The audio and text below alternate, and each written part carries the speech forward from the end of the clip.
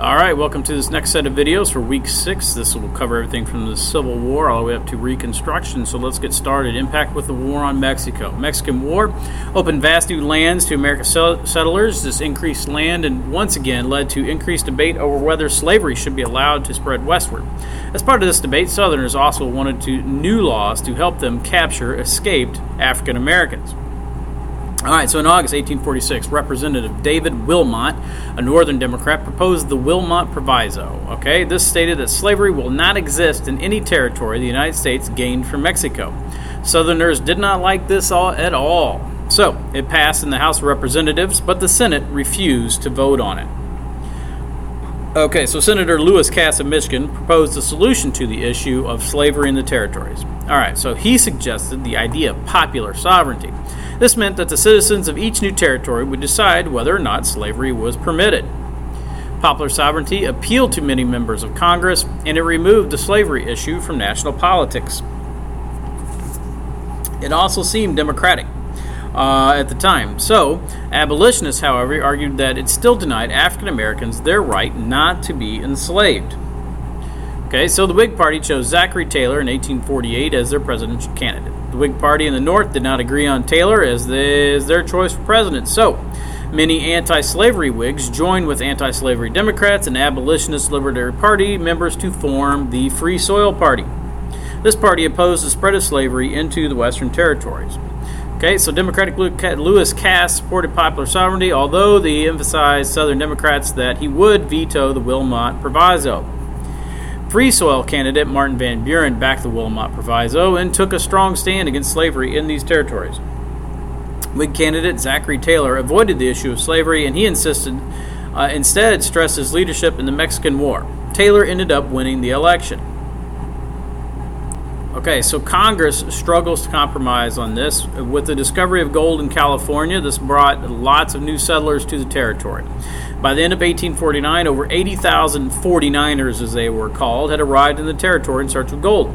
California had enough people and needed a strong government to maintain order, so Californians applied for statehood as a free state.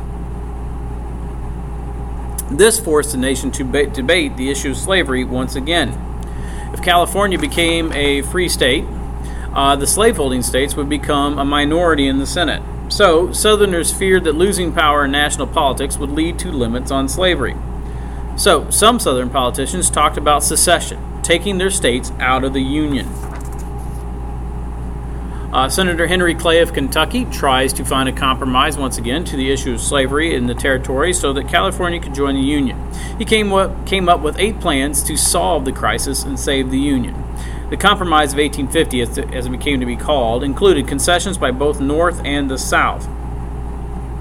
California was admitted to the Union as a free state, and the remainder of the Mexican cession would not have any restrictions on slavery, though. The Texas-Mexico border question was solved in favor of Mexico, but the federal government took on Texas's debts. The slave trade was abolished in the District of Columbia, but not slavery. Congress could not interfere with the domestic slave trade either. And the federal government also passed a new fugitive slave law. The Compromise of 1850 caused a great debate. 2 of the main debaters included Senator Calhoun, who defended the South's rights, and Senator William Daniel Webster of Massachusetts, who responded to Calhoun with a plea for compromise to save the Union. Senator Stephen A. Douglas of Illinois divided the large compromise into several smaller bills, and this gave members of Congress from different sections the ability to vote for the parts they liked or to vote against the parts they disliked. The Compromise of 1850 ended up being passed, but it did not contain a permanent solution to the slavery issue.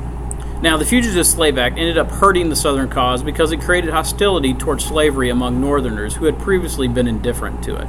Under this act, an African American accused of being a runaway was arrested and brought to a federal commissioner. A sworn statement saying the captive was an escaped slave or testimony by a white witness was all a court needed to send the person south. African Americans accused of being fugitives had no rights to a trial and were not allowed to testify in court. So a person who refused to help capture a fugitive slave could be jailed. Newspaper accounts of the seizure of African Americans and of the law's injustices made Northerners increasingly angry. Frederick Douglass spoke out against the Fugitive Slave Act. He emphasized the law's requirement that ordinary citizens help capture runaways. Anti-slavery activists encouraged civil disobedience to the Fugitive Slave Law on moral grounds. Resistance to the act by the Northerners became frequent, public, and sometimes violent. Whites and free Americans helped runaway slaves through what was called the Underground Railroad. Members called conductors secretly transported runaways from freedom in northern states or to Canada.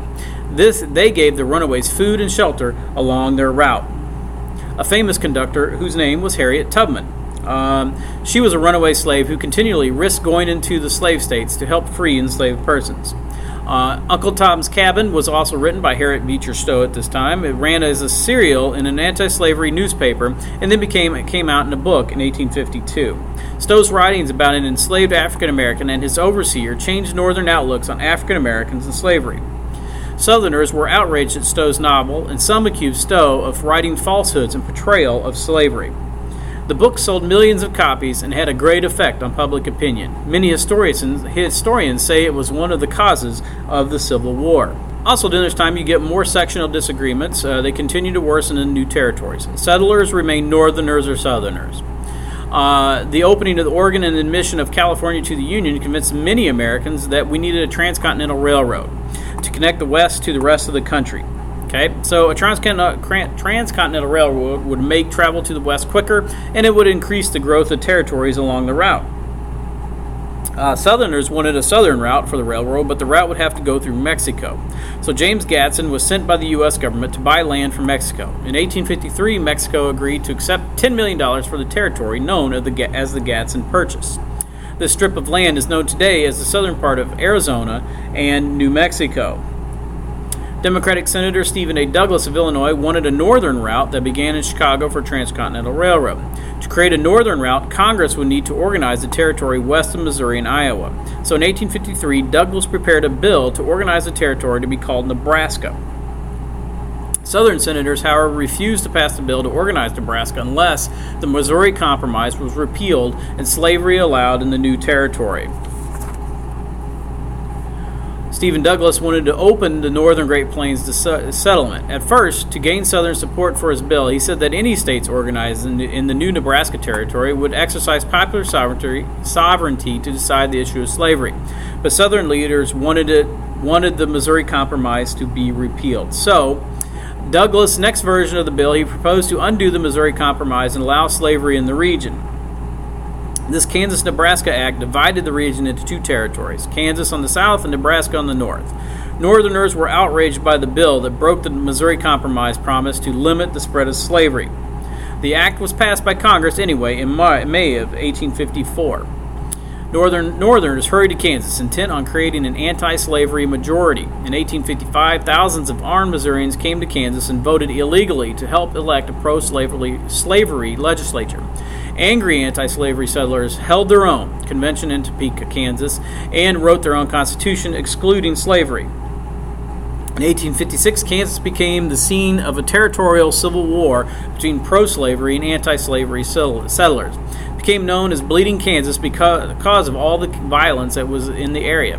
In May of 1856, an abolitionist senator, Charles Sumner of Massachusetts, delivered a speech accusing pro-slavery senators of forcing Kansas to become a slave state. He singled out Senator Andrew P. Butler of South Carolina. In retaliation, Senator Butler's cousin, Representative Preston Brooks, accused Sumner of libeling Butler. Then Brooks beat Sumner with his cane, leaving him severely injured, and this took place in the halls of Congress. Some Southerners made Brooks a hero. Northerners became more determined to resist slavery at this time because of the violence. Okay, some political developments. The Kansas-Nebraska Act destroyed the Whig Party. Every Northern Whig in Congress had voted against the act. Most Southern Whigs had voted for the act. Former Whigs, Free Soil Party members, and some anti-slavery Democrats formed new political parties with many names. This party officially organized in 1854. The most popular name was the Republican Party. This party was officially organized in July of 1854. Members did not agree on whether slavery should be abolished in the southern states, but they did agree that slavery should be kept out of the territories. At the same time, anger against Northern Democrats helped the American Party, better known as the Know-Nothings, to make great gains. This party was anti-Catholic and nativist, and it hoped to weaken immigrant influence. This party split over the Kansas-Nebraska Act as well. The Northern Know-Nothings joined the Republican Party as well. The Republican candidate in the 1856 election was John C. Fremont. He had helped California become a free state and was in favor of Kansas becoming a free state. The Democratic candidate was Pennsylvania's James Buchanan. He was out of the country during the debate on the Kansas-Nebraska Act and had not taken a stand on the issue. His record in Congress showed he would make concessions to South to save the Union. The Northern delegates to the American Party Convention walked out when the party refused to call for the repeal of the Kansas-Nebraska Act. The remaining delegates chose Millard Fillmore as the American Party candidate. The Democrats campaigned on the idea that only Buchanan could save the Union and that the election of Fremont would cause the South to secede. Buchanan won the election of 1856 as a result. And that concludes this video, first video on what leads up to the Civil War. And look forward to the second video coming soon. Thank you. As always, look for a short quiz.